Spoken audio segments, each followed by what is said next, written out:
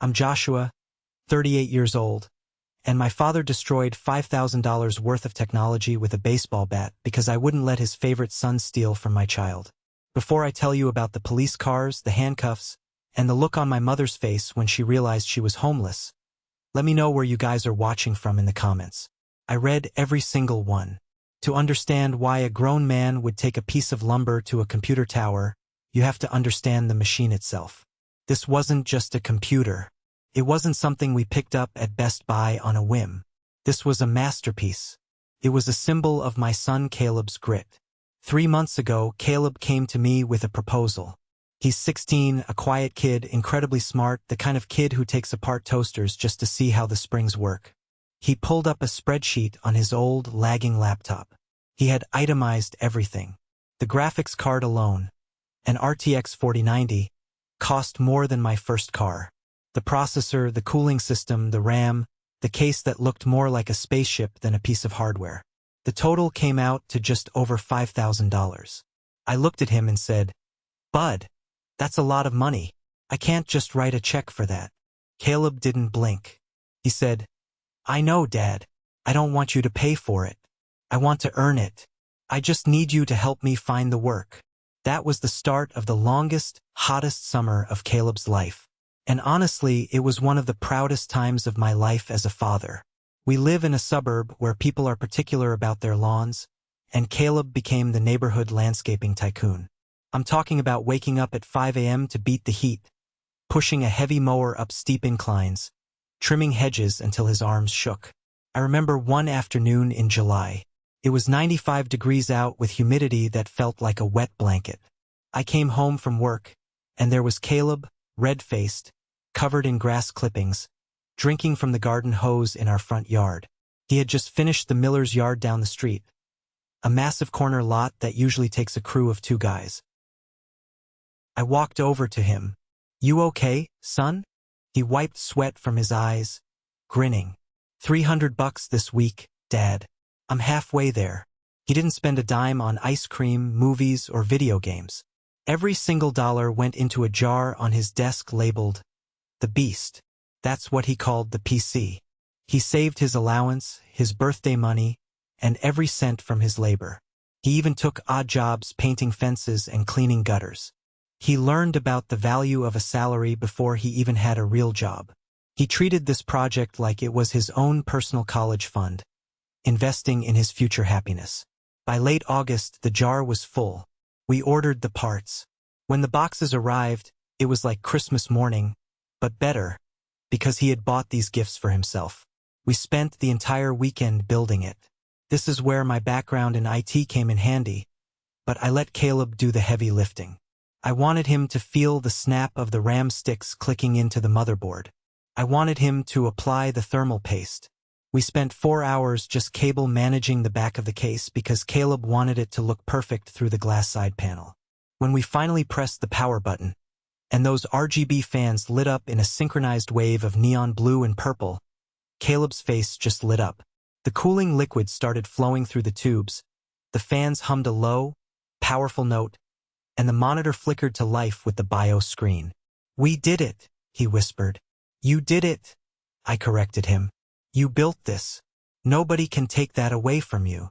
I believed that when I said it. I really did. I thought hard work and property rights meant something. I didn't account for my brother, Julian. See, my family dynamic is complicated. I've been a single dad for a long time. My divorce was tough, but it taught me to be independent. I learned that you only really have what you fight for. My parents, Robert and Linda, on the other hand, have a very different philosophy. In their world, the squeaky wheel doesn't just get the grease. The squeaky wheel gets the whole car. And Julian? Julian is the squeakiest wheel you've ever heard. Julian is 28 years old. He has no job, no ambition, and a long list of excuses. He still lives with my parents, or rather, he lives in the house my grandmother, Grandma Rose, lets them all live in. That's a crucial detail. Grandma Rose is the matriarch. She's 88, sharp as a tack, and tough as nails. She owns the big Victorian house on Elm Street. My dad, Robert, retired early with a minimal pension that barely covers his beer tab, And my mom, Linda, has never worked a day in her life. They all live off Grandma Rose's generosity. The weekend after we finished the build, Grandma Rose called me. She wasn't feeling well, just a bit of vertigo, and she wanted me to come over and check on some things around the house. She trusts me. She knows I'm the only one in the family who knows how to fix a leaky faucet without causing a flood. "Bring Caleb," she said over the phone.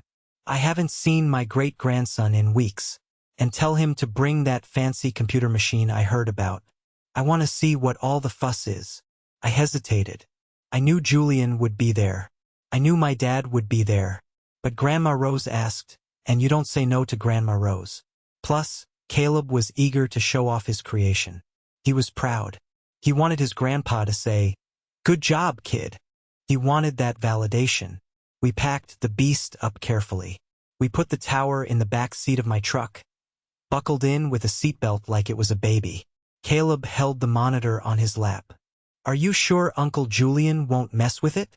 Caleb asked as we pulled out of the driveway. I gripped the steering wheel. "I won't let him, Caleb.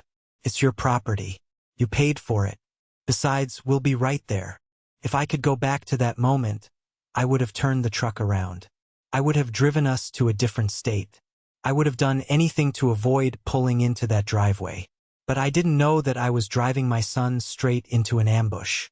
I didn't know that by the end of the night, I'd be talking to a lawyer about restraining orders and property damage. We pulled up to the house. It's a beautiful place, old and sprawling, with a big wraparound porch. My dad's truck was in the driveway, alongside Julian's beat-up sedan that hasn't moved in 6 months because he can't afford gas. As we unloaded the gear, I saw the curtain in the living room twitch. They were watching. They were waiting. I carried the tower inside. The air conditioning was blasting, a stark contrast to the heat outside. My dad was sitting in his recliner watching baseball, a beer already in his hand at 2 p.m. Mom was in the kitchen. Julian was nowhere to be seen, which usually meant he was asleep or gaming. "Hey, Dad," I said, setting the PC down on the dining room table carefully. Robert grunted, not looking away from the TV. "You're late. Grandma's upstairs." "Hi, Grandpa," Caleb said, carrying the peripherals. Robert glanced at him, then at the equipment. "What's all that junk?" "It's not junk," Caleb said, his voice firm but respectful. "It's my PC. I built it." "Waste of time," Robert muttered, turning back to the game. "Should be studying or playing a real sport." I felt that familiar tightness in my chest. The disapproval. The dismissal. It was the soundtrack of my childhood. But I let it slide. We were here for Grandma Rose. We set the PC up in the sunroom, which was Grandma's favorite spot. She wanted Caleb near her while she knitted. We plugged it in, and the lights flared to life. "Oh my," Grandma Rose said, walking in with her cane. She looked frail, but her eyes were bright. "It looks like a disco in a box." Caleb beamed. "It's liquid-cooled, Grandma. Look at the temperature gauges." He started explaining the specs to her, and she listened intently, asking questions that showed she was actually paying attention. It was a nice moment, peaceful moment. Then, I heard heavy footsteps on the stairs. Thud, thud, thud. Julian walked into the room. He was wearing boxer shorts and a stained t-shirt, scratching his stomach. He looked like he hadn't showered in 3 days. He blinked at the neon lights emanating from the corner. "Whoa," Julian said, his eyes widening. "What is that?" "Caleb's computer," I said, stepping between him and the desk instinctively. Julian pushed past me, ignoring my personal space. He leaned in close to the glass panel, his breath fogging it up slightly. "RTX 4090? Is that the Supreme Liquid X model?" "Yeah," Caleb said, a hint of nervousness in his voice. Julian whistled low. "That's top tier. That's exactly what I need." He turned to look at me, a greedy glint in his eyes. "Hey Josh, good to see you. You know, my stream has been tanking lately. Frame rate drops, lag, the works. My viewers are complaining. I've been telling Mom I need an upgrade to really go pro. "Hello, Julian," I said coldly. "Maybe you should get a job and save up for one." "That's what Caleb did." Julian laughed, a dry, humorless sound. "A job? In this economy? Come on, bro. I'm building a brand. It takes time." He turned back to the computer, his fingers twitching as if he wanted to grab it right then and there. "So, how much did this run you?" "Caleb spent $5,000, I said. $5,000. Julian's jaw dropped. Then, his expression shifted from awe to indignation. He looked at Caleb, then at me, then shouted toward the living room. Dad, you gotta see what Joshua bought for the kid." My stomach dropped. The peace was over. The storm had arrived. The dynamic in this house has always been the same, stretching back 30 years. I am the provider, the worker, the one who is expected to be responsible. Julian is the dreamer, which is just a polite family euphemism for a leech. And my parents? They are the enforcers of this twisted socialism where my success is public property and Julian's failures are everyone's burden. When Julian yelled, my mother, Linda, came rushing out of the kitchen, wiping her hands on a dish towel. What is it? Is someone hurt?" "Look at this." Julian pointed an accusing finger at Caleb's masterpiece. Joshua dropped $5,000 on a toy for Caleb. $5,000. Meanwhile, I'm trying to launch a career with a potato, and nobody lifts a finger to help me. Mom looked at the computer, the spinning lights reflecting in her eyes. She didn't see the engineering. She saw the dollar signs. She turned to me, her face pinching into that look of disappointment I knew so well. "Joshua, is that true? You spent that much money on a game." "I didn't spend it," I said, keeping my voice level. "Caleb did. He worked all summer, mowing lawns, fixing fences. He earned every penny. He's 16. Mom scoffed. "What does a 16-year-old need with a supercomputer? He should be saving for his college fund, not wasting it on this." "It's his money," I repeated. "He can do what he wants with it." My dad, Robert, lumbered in from the living room, annoyed that his baseball game was interrupted. "What's the yelling about?" "Joshua bought Caleb a NASA computer," Julian whined, playing the victim perfectly. "And he knows. I've been needing a rig like this for my channel. It's like he's rubbing it in my face." Robert looked at the machine, then at me. "You know your brother has been struggling, Josh. He's trying to get this internet thing off the ground." "Dad, Julian is 28, I said, feeling the heat rise in my neck. "He's been getting it off the ground for 6 years. Caleb mowed lawns for 3 months. There is no comparison." "It's about family," Robert said, his voice dropping an octave, the tone he used when he was about to give a lecture. "Family helps family. If you had that kind of cash lying around to give the boy for chores, you could have helped your brother out." "I didn't give him the money for chores," I snapped. "He worked for neighbors. He ran a business. And Julian isn't entitled to Caleb's labor." Caleb shrank back into his chair. I could see him trembling slightly. He hates conflict. He's a gentle soul. He just wanted to play Cyberpunk in 4K, not start World War III. I looked over at Grandma Rose. She was sitting in her armchair, knitting needles clicking rhythmically. She hadn't said a word yet, but her eyes were darting back and forth between us, sharp and assessing. She was watching the whole scene play out like a judge in a courtroom. This situation triggered a memory so vivid I could almost smell the plastic. I was 12 years old. I had saved up my allowance for months to buy a specific Lego set, the big pirate ship. I built it on the kitchen table, proud of every cannon and sail. Julian, who was 2 at the time, saw it and started crying. He wanted it. My dad didn't even hesitate. "Give it to him, Josh. He's the baby." "But I built it," I had argued. "It's mine." "Don't be selfish," Dad had growled. He took the ship from my hands and gave it to Julian. Within 5 minutes, Julian had smashed it against the floor, scattering the pieces everywhere. Dad just shrugged and said, "It's just plastic. Stop crying or I'll give you something to cry about." That was the lesson I learned. My ownership is conditional. Julian's desires are absolute. But I wasn't 12 anymore. And this wasn't Legos. And most importantly, this wasn't about me. It was about my son. Can I just try it out? Julian asked, changing tactics. His voice went soft, wheedling. Just to see the difference? I want to see how Call of Duty runs on it. Caleb looked at me. I nodded slightly. You can play around. But don't mess with the settings. Julian sat down. The chair groaned under his weight. He didn't just play. He started digging through the system files. He opened the device manager. He was drooling over the specs.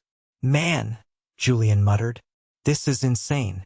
With this setup, I could stream at 4K 60 frames per second. I could finally get sponsorships. This is my ticket. He swiveled around in the chair. Hey, Caleb, tell you what. Since you're just a kid and you have school starting soon, why don't you let me borrow this for a while? Just until Christmas? You can't play that much during the school year anyway. No, Caleb said. Just like that. Quiet but firm. Excuse me? Julian blinked, acting shocked. No, Caleb repeated, louder this time. It's mine. I built it. I'm taking it home. Julian's face turned red. He stood up. You selfish little brat. I'm trying to build a career here. You're just playing games. So are you. Caleb shot back. Hey! Robert shouted, stepping forward. Don't talk to your uncle like that.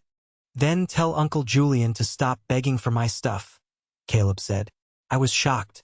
Caleb never talked back. But I was also incredibly proud. He had a spine. That's enough. I stepped in. Julian, get off the chair. We're done here. We came to visit Grandma, not to be harassed. It's not fair, Julian yelled, looking at Mom. Look at him. He's hoarding it. He doesn't even appreciate what he has. Joshua? Mom pleaded, putting a hand on my arm. Think about it. Julian has been so depressed lately. This could really turn things around for him. Maybe you could leave it here? Just for the weekdays? Caleb can use it on weekends. Are you insane? I stared at her. You want my son to leave a $5,000 machine here so Julian can spill Mountain Dew on it and burn out the GPU mining crypto or whatever he does? Absolutely not.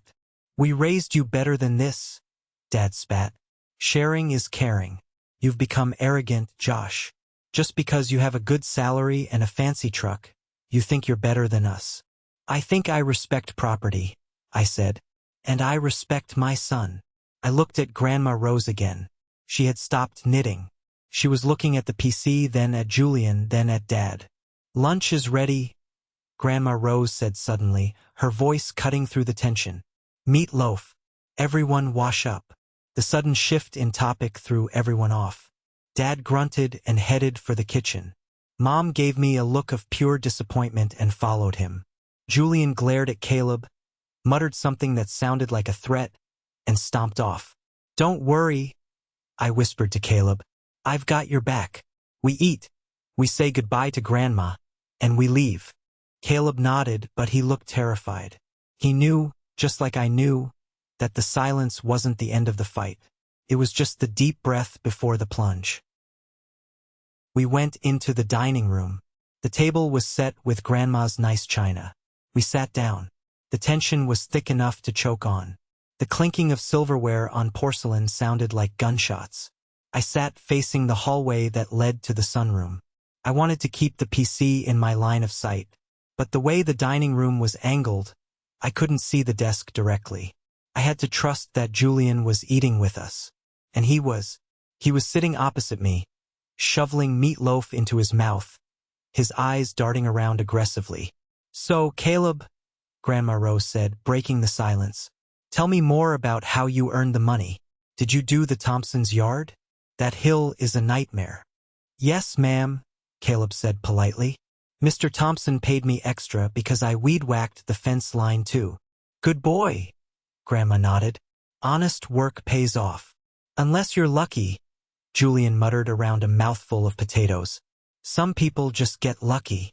Luck had nothing to do with it, I said. Whatever, Julian said. Must be nice to have everything handed to you. The irony was so thick I almost choked. Julian, living rent-free, eating food he didn't buy, in a house he didn't own, accusing a 16-year-old of having things handed to him. I checked my watch. 1:30 p.m. We would leave by 2 o'clock. Just 30 more minutes. But then Julian stood up. I gotta use the bathroom. He walked out of the dining room. The bathroom was down the hall past the sunroom. I waited 10 seconds. Then I stood up.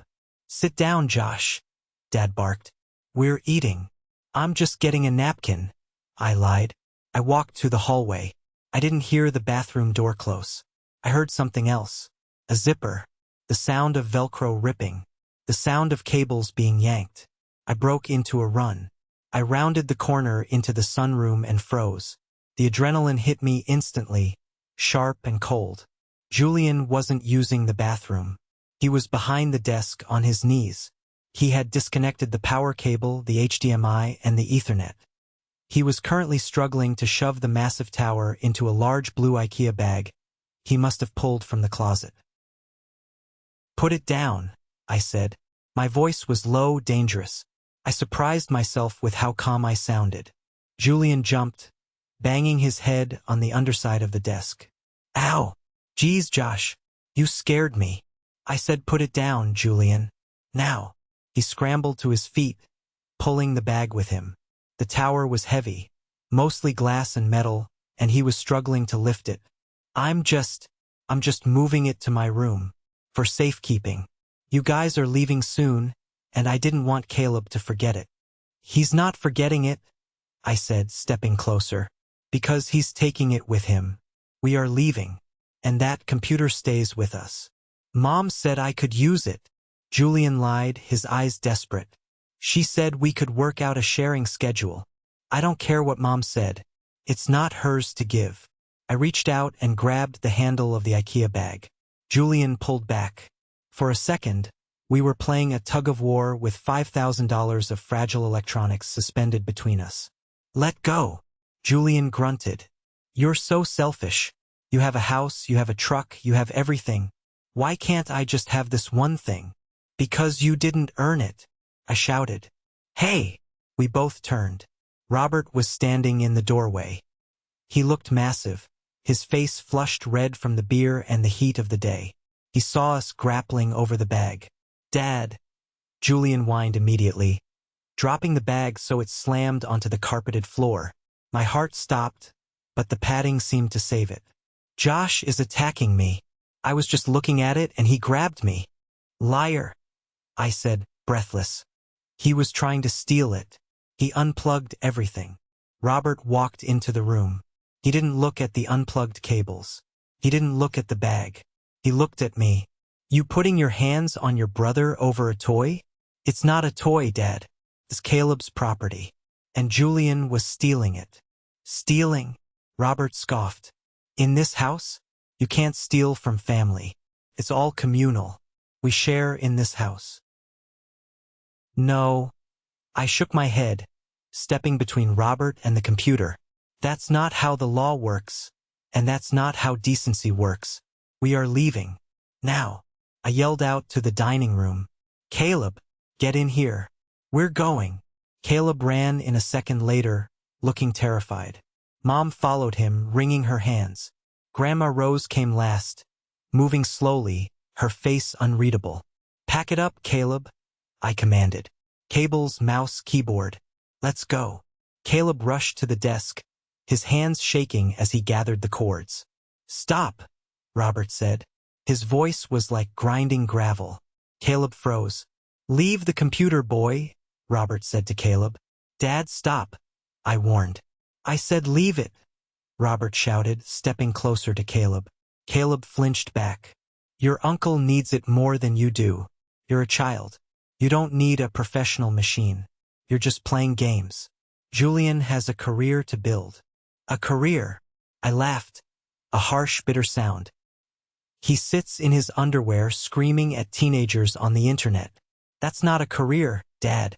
And Caleb isn't giving him a $5,000 donation to support his delusion.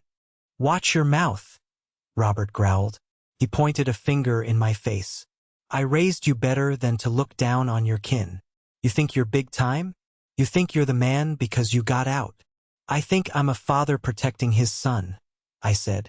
Caleb, pick up the tower. Caleb reached for the tower. Don't touch it, Julian screamed. He lunged forward. I shoved Julian back. I didn't punch him. I just shoved him hard in the chest to keep him away from my son. Julian, being the drama queen he is, flailed his arms and threw himself backward, knocking over a lamp, crashed and shattered. He hit me, Julian screamed, rolling on the floor. He hit me. My back. Ow, my back. That was the trigger. Robert's eyes went black. He didn't see a father protecting his son. He saw his rebellious older son attacking his precious golden child. You come into my house? Robert roared. And you break my furniture? You assault your brother. He's acting, I yelled. I barely touched him. Get out, Robert said. He was breathing heavy, his chest heaving. Get out of my house. Gladly, I said. Caleb, grab the tower. The computer stays, Robert bellowed. As payment. For the lamp. And for hurting your brother. You are out of your mind, I said. That computer is worth more than your truck, Dad. We are taking it. If you try to stop us, I will call the police. I shouldn't have said that. I shouldn't have threatened him with authority. Robert hates authority. He hates being told what to do. He looked around the room, his eyes wild. He was looking for something. A weapon. An equalizer. His eyes landed on the corner of the room. There, leaning against the wall, was an old aluminum baseball bat. It was mine from high school. Grandma kept it as a keepsake. Robert walked over and grabbed the bat. Robert, no. Mom screamed from the doorway. Dad, put it down, I said, stepping in front of Caleb. My heart was hammering against my ribs like a trapped bird. Don't do this. You want to call the cops? Robert hissed. He slapped the bat against his open palm. Thwack, thwack. You want to talk about property?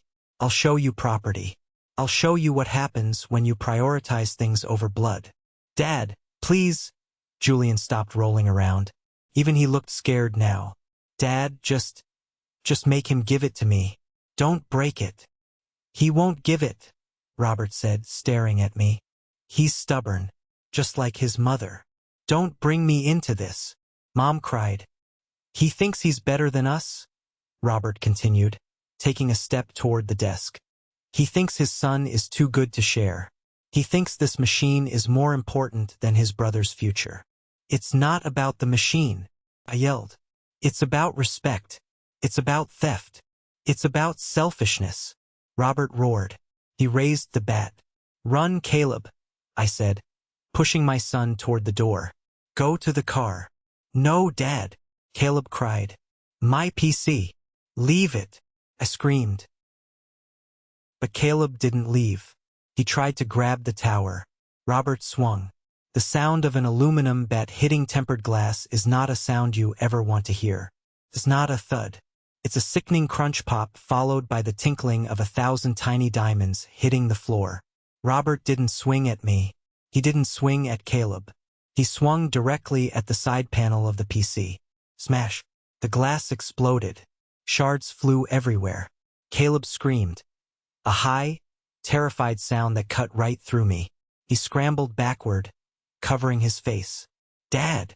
I tackled my father. I didn't think, I just reacted. I slammed my shoulder into his midsection, driving him back against the wall. He was strong for an old man, fueled by rage and adrenaline. He shoved me off, sending me stumbling into the coffee table. I fell hard, my hip taking the brunt of the impact. You want to fight me? Robert yelled, brandishing the bat. In my house. He turned back to the computer. The side was open now, the expensive components exposed like organs in a surgery. The fans were still spinning, the lights still flickering erratically. No, Caleb sobbed. Please, Grandpa, no. That's my 4,090. This, Robert pointed the bat at the graphics card. This is what makes you better than us? This is what makes you say no to family. Wham. He brought the bat down vertically, stabbing it into the case. I heard the motherboard crack. I heard plastic snapping. He twisted the bat, ripping wires out. "Robert, stop it!" Mom was screaming, pulling at his arm. He shook her off like a fly. "He needs to learn." Robert was panting, sweat dripping down his face. "He needs to learn that you don't hoard wealth when your family is starving." "Julian isn't starving," I yelled, scrambling to my feet. "He's lazy." Robert swung again. This time he hit the monitor. It was a 32-inch 4K curved display. It imploded. The screen went black, then white, then spiderwebbed with cracks before falling face down onto the desk. Julian was standing in the corner, mouth open, pale as a sheet. Dad, stop. I can't use it if it's broken." "Nobody uses it," Robert yelled. "If you can't share it, nobody has it. That's the rule." He was destroying it out of spite. It wasn't about getting it for Julian anymore. It was about punishing us for defiance. It was about asserting dominance. I looked at Caleb. He was on his knees, staring at the wreckage of his summer. Tears were streaming down his face, but he was silent now. He looked broken. That hurt me more than the bat ever could. Robert took one final swing, knocking the entire tower off the desk. It hit the floor with a heavy, metallic crash. Coolant fluid, blue and viscous, began to pool on Grandma's Persian rug. It looked like the computer was bleeding. Robert stood over the wreckage, breathing hard, the bat hanging loosely in his hand. The room was deadly silent, save for Mom's quiet sobbing and the hum of the air conditioner. "There," Robert wheezed. "Now nobody fights. Problem solved." He looked at me with a twisted sense of victory. "Take your trash and get out. And don't come back until you learn how to be a family." I stood up. My hip was throbbing. My hands were shaking uncontrollably. I looked at the pile of metal and glass that used to be $5,000 of my son's hard work. I walked over to Caleb and helped him up. "Go to the truck, Caleb." "Dad," he whispered, his voice trembling. "Go to the truck. Now." Caleb turned and ran out of the room. I heard the front door slam. I turned to look at my father. I wanted to hit him. God, I wanted to hit him. I wanted to make him feel the pain he had just caused my son. But I knew that would only end with me in jail. "You are a small, pathetic man," I said, my voice shaking with rage. "You just destroyed the only relationship you had left. I hope it was worth it." "Get out," Robert said, pointing the bat at the door. "I'm going," I said. "But this isn't over. You owe Caleb $5,000. And I will get it. I will get a lawyer, I will take you to court, and I will garnish your pension until the day you die." "Sue me," Robert laughed. "I'm your father. No judge will side with an ungrateful son over his father in a domestic dispute. It's my house, my rules." Actually, a voice cut through the room. It was sharp, clear, and cold as ice. We all turned. Grandma Rose was standing by the doorway to the kitchen. She was holding her iPad. She wasn't looking at us. She was looking at the screen. "It's not your house, Robert," Grandma Rose said. "Ma," Robert said, his demeanor changing instantly. He lowered the bat. "Ma, I was just teaching them a lesson. They were disrespecting the family." "I saw everything," Grandma Rose said. She tapped the screen. "I had security cameras installed last week. After packages started going missing from the porch. I saw Julian try to steal the machine. I saw you hit Joshua. I saw you destroy the boys' property." "Ma, you don't understand." "I understand perfectly," she interrupted. She looked up from the screen, and the look on her face was terrifying. It wasn't anger. It was disgust. "I understand that I have raised a thief and a bully." "Grandma, please," Julian started. "Quiet," she snapped. Then we heard it. Whoop whoop. Sirens. Close. Very close. Robert's face went white. He dropped the bat. Clattered loudly on the floor. "Ma, what did you do?" "I called the police," Grandma Rose said calmly. "5 minutes ago, when you picked up that bat. You called the cops on your own son? Robert looked horrified. For a computer? For violence, she corrected. And for destruction of property. And for breaking my heart. Blue and red lights flashed through the front window, washing the living room in a chaotic strobe. You need to tell them it was an accident, Robert said, panic rising in his voice. Ma, tell them it was a misunderstanding. Tell them I fell. Tell them anything. I will tell them the truth, Grandma Rose said. She walked over to the chair where she had been sitting and sat down, composing herself. There was a heavy pounding on the front door. Police, open up. Robert looked at me, his eyes pleading. Josh, tell them it's okay. I'll pay for it. Promise. Just don't let them take me. I can't go to jail. I'm an old man. I looked at the blue coolant soaking into the rug. I looked at the shattered monitor. I thought about Caleb crying in the truck. I walked to the front door and opened it. 2 officers stood on the porch. One was older, Sergeant Miller. I recognized him from high school football games. The other was a rookie, hand resting on his holster. We got a call about a domestic disturbance involving a weapon, Sergeant Miller said, looking past me into the house. Is everyone okay? No, I said, stepping aside. My father, Robert, has a baseball bat. He just destroyed my son's property and assaulted me. Miller walked in, scanning the room. His eyes landed on the bat on the floor, then the pile of electronic wreckage, then my father. Sir, put your hands where I can see them, Miller ordered Robert. It's a misunderstanding, officer, Robert stammered, raising his trembling hands. It's a family matter. My son and I were just arguing. There's broken glass everywhere, Bob, Miller said. He knew my dad. This looks like more than an argument. He came at me. Robert lied. He pointed at me. I was defending myself. He attacked his brother. That is a lie, Grandma Rose said. She didn't stand up. She just held up her iPad. Officer, I have the video right here. It's saved to the cloud. The room went silent. This was the moment. The payoff. The moment the bully realizes the walls are closing in. Officer Miller walked over to Grandma Rose. He watched the screen for about 30 seconds. I watched Robert's face crumble. He watched the video of himself. A minute ago, swinging that bat like a maniac. He watched the undeniable proof of his rage. Miller handed the iPad back to Grandma. He turned to Robert. His face was hard. Robert, turn around and place your hands behind your back. You can't be serious, Robert gasped. I'm 68 years old. You're arresting me over a computer. I'm arresting you for felony malicious destruction of property, Miller said, pulling out his handcuffs. The metal clicked, a sound much sweeter than the bat hitting the glass.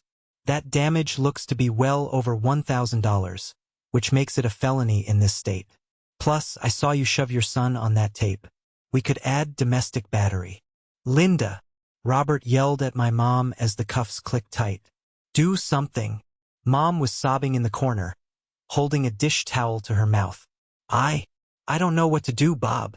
Call a lawyer. Robert screamed as Miller began to march him toward the door. Call Henderson. Tell him it was self-defense. We have the video, Bob, Miller said dryly. Save it for the judge. As they dragged my father out the front door, he locked eyes with me. You did this, he spat. You ungrateful, selfish brat. You ruined this family over a game. You ruined it yourself, I said quietly. Julian was pressed against the wall, trying to make himself invisible. He looked like he was about to vomit. He realized that without Dad there to protect him, he was exposed. The rookie officer stayed behind to take statements and photos of the damage.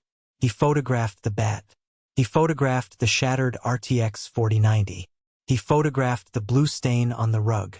I'm sorry about your rig, man, the rookie said to me, shaking his head. That looked like a beast of a machine. It was, I said, my voice thick. My son built it. I went out to the truck. Caleb was sitting in the passenger seat, his knees pulled up to his chest. He saw the police car lights, He saw his grandfather in the back seat. I opened the door. "It's over, Bud. Is Grandpa going to jail?" Caleb asked, his voice tiny. "Yes," I said. "For tonight, at least." "Because of me?" "No." I grabbed his shoulders and turned him to face me. "Look at me. None of this is because of you. This is because he couldn't control his temper. This is because he tried to take something that wasn't his. You did nothing wrong. You protected what you earned." Caleb nodded, but I knew the trauma would take a long time to heal. Seeing your hero, or at least your grandfather, turn into a villain isn't something you get over in a night. I went back inside to get my keys and check on Grandma. The police had left with Robert. The rookie had finished his report and given me a case number. "The prosecutor will be in touch," he said. The house was quiet now. Just the hum of the fridge and the sound of Mom crying at the kitchen table. Julian was sitting next to her, patting her back, looking shell-shocked. Grandma Rose was still in her chair. She looked tired. She looked every minute of her 88 years. "Grandma," I said softly, "I'm so sorry. I should have just left. I shouldn't have brought the computer." "Nonsense," she said. She stood up, using her cane. She walked over to the kitchen where Mom and Julian were sitting. I followed her. Linda looked up, her eyes red and puffy. "Mom, what are we going to do? Bob is in jail. We need bail money. We need a lawyer. Can you write a check?" Grandma Rose stared at her daughter-in-law. She stared at her grandson, Julian. "No," Grandma Rose said. "What?" Mom blinked. "But he's your son. And he destroyed my home," Grandma said. "And he attacked my family.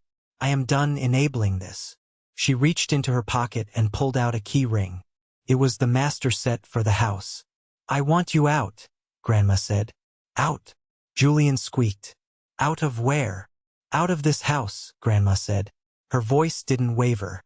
"I have let you live here rent-free for 20 years, Robert and Linda. I let Julian stay here for 28 years. I paid the bills. I bought the groceries. I thought I was helping family. But I see now I was just feeding a nest of vipers." "Mom, you can't be serious." Linda stood up, panic rising. "We have nowhere to go. Bob is retired. We have no savings." "Then maybe Julian should get a job," Grandma said, looking at him with disdain. "Or maybe Bob shouldn't have spent his pension at the bar." "You can't kick us out," Julian shouted. "It's illegal. We have tenants' rights. We need 30 days' notice." Grandma Rose smiled. It wasn't a nice smile. It was the smile of a woman who held all the cards. "Actually," she said, "you don't. You never signed a lease. You don't pay rent. You are guests. And guests can be asked to leave at any time, especially when they damage the property and bring the police to my door." "But tonight," Linda gasped. "It's almost dark." "You can stay tonight," Grandma allowed, "because I am not a monster. But tomorrow morning, I am changing the locks. If your things are still here, I am calling a junk removal service.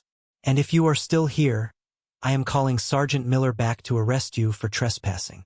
"Grandma, please," Julian begged, tears actually forming in his eyes now. "I can't go. I have my setup here. I can't afford an apartment." "Then sell your setup," she said coldly. "Or better yet, learn to code. I hear there's money in computers." She turned to me. "Joshua, help me to my room. I'm tired."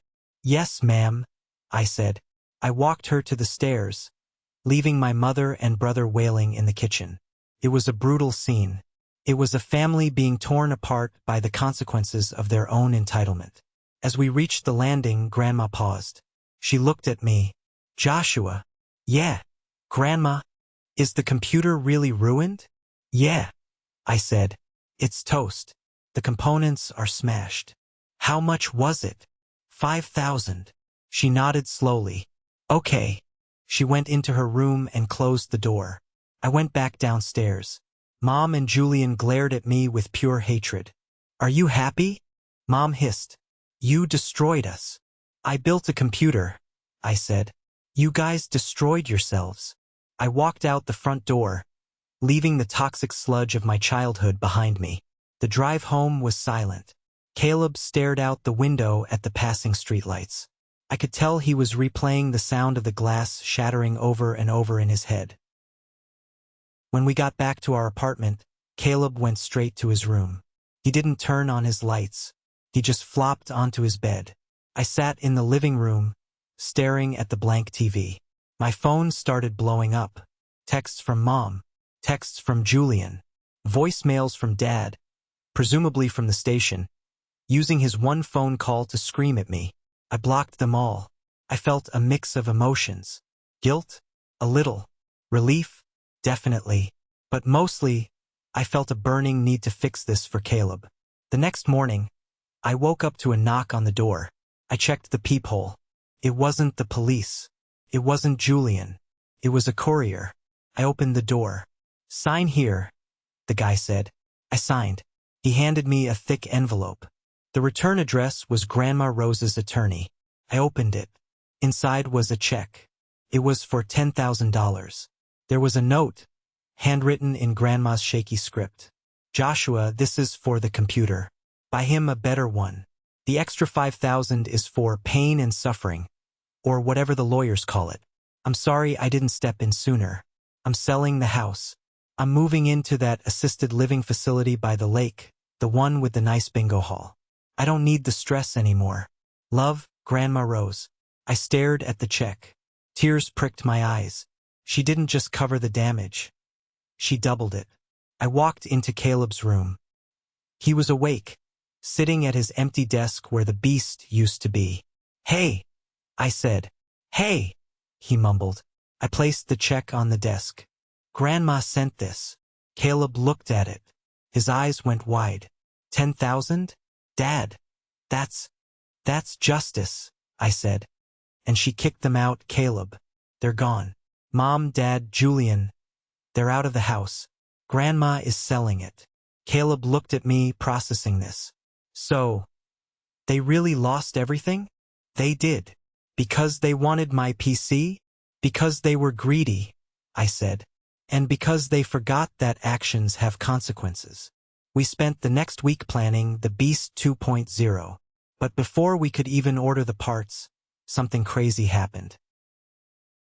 I had posted the video, just the security footage Grandma sent me, on a tech forum, asking for legal advice about the property damage. I didn't expect it to go viral, but it did. The internet hates entitled family members. The video of Robert smashing the PC got millions of views. Comments poured in from all over the world. People were furious. They were doxing Julian, they were meme-ing my dad's face. But then, the tech community stepped up. I got an email from a representative at a major PC hardware company. I won't name them, but think big. They had seen the video. They wanted to help. "We hate seeing good hardware destroyed," the email read. "And we hate bullies. Send us Caleb's address." 2 days later, boxes started arriving. Not just parts. Top of the line, unreleased engineering samples. A custom chassis. A signed letter from the CEO. Caleb didn't just rebuild his PC. He built a supercomputer that rivaled NASA's. Meanwhile, the fallout for my family was catastrophic. Dad pled guilty to a lesser charge to avoid jail time, but he has a felony record now. He's on probation for 2 years. He has to pay restitution, which Grandma already covered, but the court ordered him to pay her back. Mom and Dad are living in a cramped one-bedroom apartment on the bad side of town. It's all they can afford on Dad's pension without Grandma's free housing. And Julian? Julian had to get a job. He's working at a warehouse moving boxes. He hates it. He texts me sometimes from burner numbers, begging for money, blaming me for ruining his life. I delete them without reading. A few months later, we went to visit Grandma Rose at her new place. It was nice, quiet. She looked 10 years younger without the stress of carrying 3 deadbeat adults on her back. Caleb brought his laptop, the new one, to show her photos of the new build. "It looks even better than the first one," Grandma said, smiling. "It is," Caleb said. "And nobody is ever going to touch this one." "Damn straight," Grandma said. She squeezed my hand. "You did good, Joshua." You broke the cycle. I looked at my son, confident and happy. I looked at my grandmother, at peace. Yeah, I said. I guess I did. The wheels of justice turn slowly, but when they finally crush you, they don't leave much behind. 3 months after the incident, I stood in the hallway of the county courthouse. The fluorescent lights hummed with that headache-inducing flicker that seems to exist only in government buildings. Caleb wasn't with me. I didn't want him there. I didn't want him to see his grandfather reduced to a defendant number on a docket. I wanted him to remember the man who taught him to fish, even if that man had been consumed by the monster I saw in the living room that day. My lawyer, a shark of a woman named Sarah, who Grandma Rose had hired immediately after kicking the family out, stood next to me. She checked her watch. "They're going to take the plea," Sarah said, her voice devoid of emotion. "Robert knows he can't win. The video evidence is damning. If he goes to trial, he risks a year in state prison. He's terrified of that." "Good," I said. It felt cold to say it, but the heat of my anger had calcified into something harder, more permanent. Inside the courtroom, Robert looked smaller. Without his recliner, without his house, without the echo chamber of my mother and Julian reinforcing his delusions of grandeur. He was just an old man in a cheap suit that didn't fit right anymore. He looked tired. His skin was gray. When he saw me enter, he didn't glare. He just looked away, staring at his shoes. The judge was a stern man who clearly had no patience for family drama spilling into his courtroom. He read the charges. Felony, malicious destruction of property. Robert's public defender mumbled through the plea agreement. Guilty to a lesser charge of criminal mischief, 2 years of probation, mandatory anger management classes, and full restitution to the victim. When the judge asked Robert if he had anything to say, my father stood up. His hands were shaking. I waited for an apology. I waited for him to look at me and say, "I'm sorry I scared your son. I'm sorry I broke his heart." Instead, Robert cleared his throat and said, "I just want to go home, Your Honor. I've been under a lot of stress." That was it. No remorse. Just me. Even facing a felony conviction, Robert was the victim in his own story. The judge wasn't impressed. He peered over his glasses. "Mr. Anderson, you destroyed $5,000 of equipment belonging to a minor because he wouldn't share it?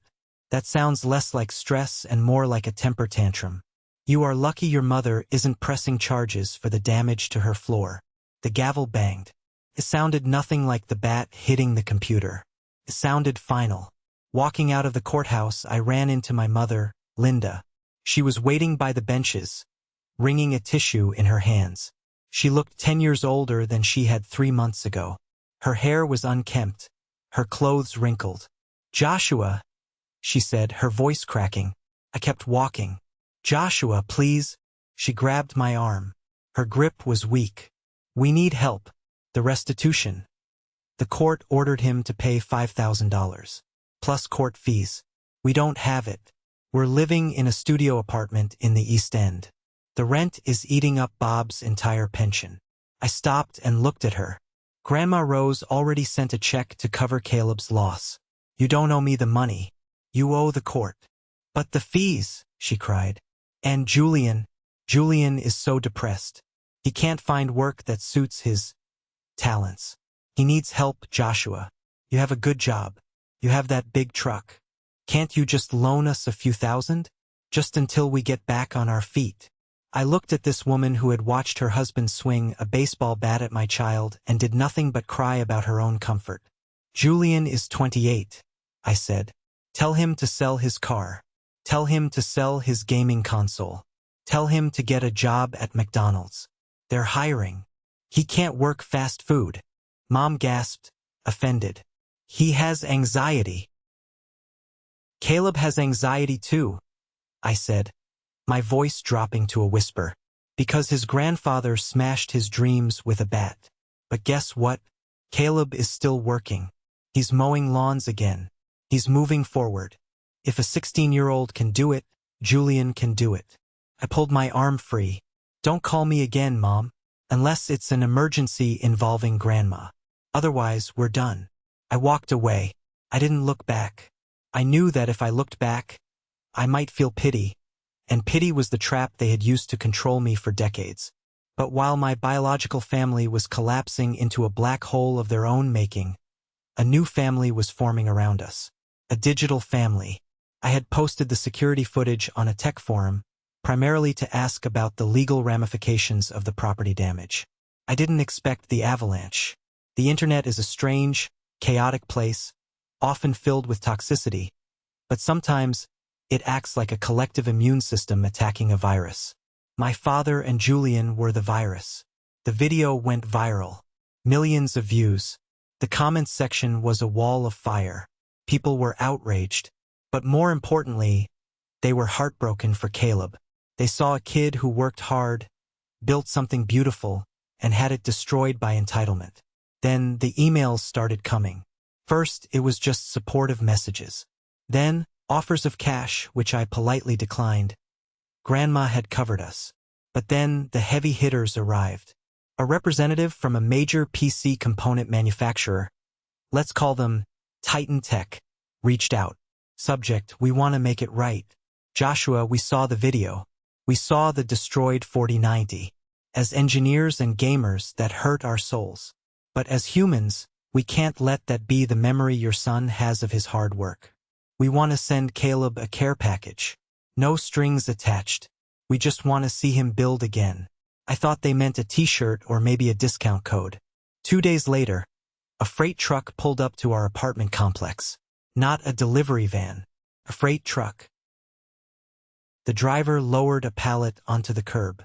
It was wrapped in black plastic. Sign here, he said. Caleb was at school.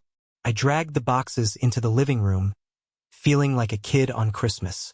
I waited for him to get home. When Caleb walked in, tossing his backpack on the sofa, he stopped dead. The living room was filled with boxes. And not just any boxes. These were stamped with logos he idolized. Dad? He whispered. What is this? Open it, I said, handing him a box cutter. He sliced the tape on the biggest box. He pulled out a case. But it wasn't just a case. It was a limited edition, unreleased chassis made of brushed aluminum and tempered glass, etched with his gamer tag. I had mentioned it in the email. He opened the next box. A motherboard that looked like it belonged on a spaceship. The next box. Two RTX 4090s. The next box. A custom liquid cooling loop kit with gold-plated fittings. Caleb fell to his knees. He wasn't crying tears of sadness this time. He was overwhelmed. He picked up a graphics card, holding it like it was a holy relic. Why? He asked, looking at me. Why would they do this? Because people appreciate hard work, Caleb, I said, sitting on the floor next to him. And because the world isn't made up of people like your grandpa and Uncle Julian. There are good people out there. A lot of them. We spent the next week building. But this time it was different. We weren't just building a PC, we were exorcising a ghost. Every screw we tightened felt like we were locking away the memory of that bat. Every cable we routed was a connection to a future where we were safe. We live-streamed the build at the request of the company. Thousands of people tuned in. They cheered Caleb on in the chat. They gave him tips. When he peeled the plastic off the glass panel, the final step, the chat exploded with emotes and hearts. It works, Caleb shouted as the system posted, the screens, 3 of them now, lighting up the room. He turned to the camera and smiled. It was the first time I had seen him smile with his whole face since that day in the sunroom. But the surprises weren't over. Grandma Rose had settled into her new life at the assisted living facility, Lakeside Manor. It was a beautiful place, more like a resort than a nursing home. She had her own apartment, a balcony overlooking a garden, and a social calendar busier than mine. She called me a week after the new PC was finished. Joshua, bring the boy, and bring his tools, she said. Is something broken? I asked. No, she said. I just need you to see something. We drove over. The facility was peaceful. We found Grandma in the community center, but she wasn't playing bingo. She was standing in a small, unused office space off the main library. Grandma, Caleb asked. This, Grandma Rose said, waving her cane at the empty room. I bought the lease on this room. It's part of my package here. Okay, I said, confused. Are you going to turn it into a knitting room? Don't be daft, she snapped playfully. I have my apartment for knitting. This is for you, Caleb. Caleb blinked. For me? I saw that video of you building the new machine, she said. I saw how happy you were. But I also saw that you're working in your dad's cramped living room. You need a lab. You need a studio. She pulled a folded piece of paper from her pocket. It was a blueprint. I hired a contractor to do the wiring, she said. High-speed fiber optic, soundproofing, dedicated circuits so you don't blow a fuse. But I want you two to finish the interior. Make it yours. Grandma, I choked up. This is too much. You already gave us the check. That check was for the damage, she said sternly. This is an investment. I want to see what you can do, Caleb. I want you to teach the other residents here about technology. Maybe help old Mrs. Gable reset her iPad password so she stops calling the front desk every hour. Caleb laughed. He hugged her, careful not to knock her over. Thank you, Grandma. I promise, I'll make it amazing.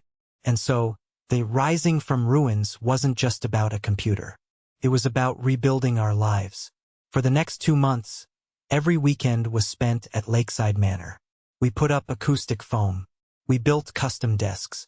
We installed shelving for Caleb's component collection. It became our sanctuary. It was a place where Robert's anger couldn't reach us. It was a fortress built on love, respect, and high-speed internet. Meanwhile, I heard through the grapevine, mostly from neighbors who gossiped, that Julian had tried to sell his story to a tabloid, claiming he was the victim of a viral smear campaign. The article ran in a local rag, but nobody cared. The comments section roasted him even harder than the original video. He ended up deleting his social media accounts entirely. He retreated into the shadows, a man who wanted the world to give him everything but ended up with nothing because he refused to lift a hand to earn it. We were rising. They were sinking. And for the first time in my life, I didn't feel the urge to dive in and save them. I just watched from the shore, holding my son's hand, and turned my face toward the sun. 6 months later, the studio was finished. We called it the Rose Lab. Caleb had turned it into something incredible. It wasn't just a gaming room. It was a makerspace. There were 3D printers humming in the corner, printing prosthetics for a charity project Caleb had found online. There was a soldering station where he repaired electronics for the residents of the nursing home. And, of course, there was the Beast 2.0, sitting in the center like a crown jewel, its lights pulsing gently. It was Thanksgiving, a holiday that, in the past, filled me with dread.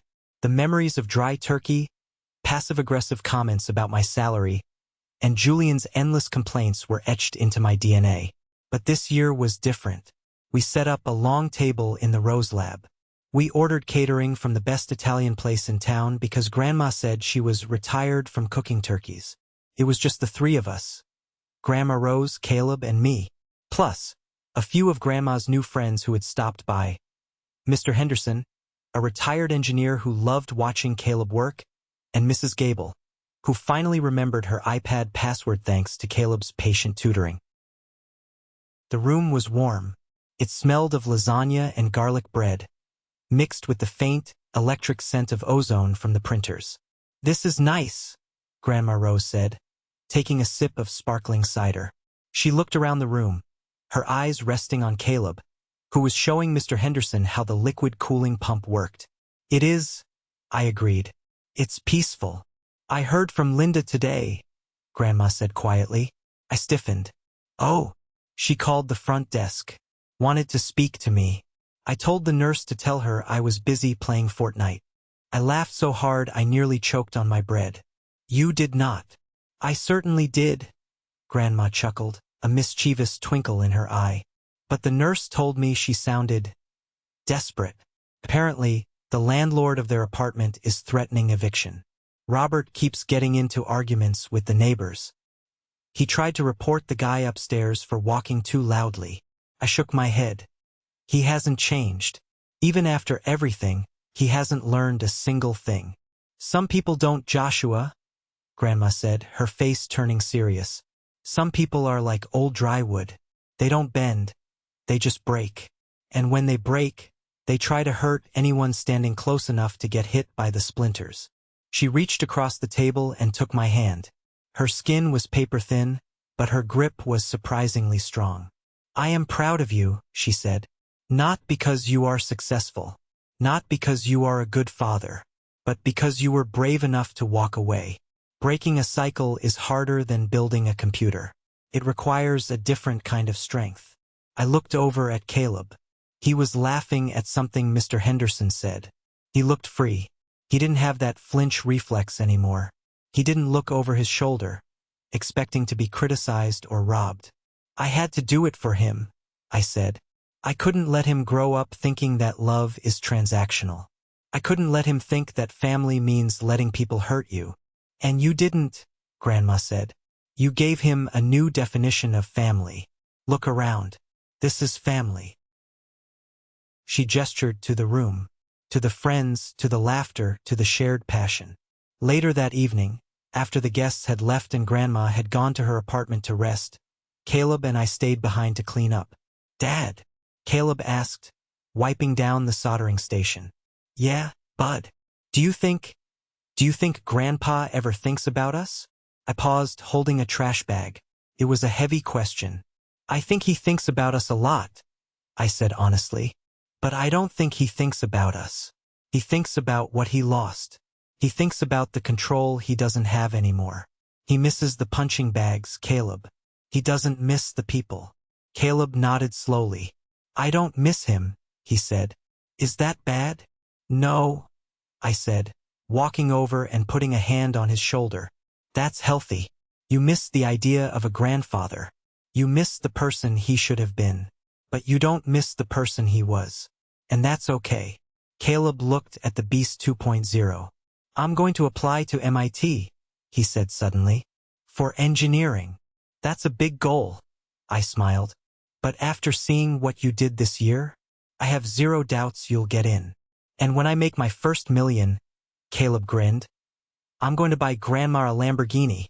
She'd probably prefer a decked-out golf cart. I laughed. But it's a nice thought. We locked up the Rose Lab. We walked out into the cool autumn night air. The sky was clear, full of stars. Somewhere across town, in a cramped apartment, my father was probably sitting in the dark, stewing in his own bitterness, blaming the world for his misfortune. But here, under the stars, we were light. We were unburdened. I put my arm around my son. Ready to go home? Yeah, Caleb said. Let's go home. We got into the truck. I started the engine. As we drove away from the facility, I looked in the rearview mirror. I saw the lights of the Rose Lab glowing softly in the distance. It was a beacon, a lighthouse that had guided us through the storm and brought us to a shore we never knew existed. I realized then that the legacy of this whole ordeal wasn't the destroyed PC. It wasn't the court case. It wasn't even the new studio. The legacy was the look on Caleb's face, the confidence, the knowledge that his boundaries mattered, the certainty that he was protected. My father had smashed a computer to teach us a lesson about selfishness. Instead, he taught us a lesson about self-worth. And for that, in a strange, twisted way, I was almost grateful. He forced us to burn down the rotting house of our past so we could build a castle on the ashes. And this time, we hold the keys. Thank you so much for taking this journey with me, Caleb and Grandma Rose. We've walked through the wreckage of betrayal and come out the other side stronger. But this story isn't just about computers or courtrooms. It's about the hardest lesson many of us ever have to learn. Biology does not equal family. We are taught from a young age that blood is thicker than water, that we must tolerate toxicity, abuse, and disrespect simply because someone shares our DNA. But as I learned, and as I hope Caleb has learned, true family is built on respect, safety, and mutual support. You have the right to protect your peace. You have the right to say no, even to your parents. You have the right to cut off the dead weight that is dragging you under, even if that weight has been there your entire life. Grandma Rose showed us that age doesn't equate to wisdom unless you choose to learn, and being an elder doesn't give you the right to be a bully. She taught us that justice isn't about revenge. It's about setting boundaries that no one is allowed to cross. I want to hear from you. Have you ever had to make the difficult decision to distance yourself from a toxic family member to protect your own mental health or your children? Or, did this story just make you want to go hug your grandma? Please, leave a comment below with your thoughts. Share your story, or if this resonated with you, just comment good, so I know we're on the same page about building a life filled with respect, not obligation. Stay strong, protect your peace, and keep building. Joshua.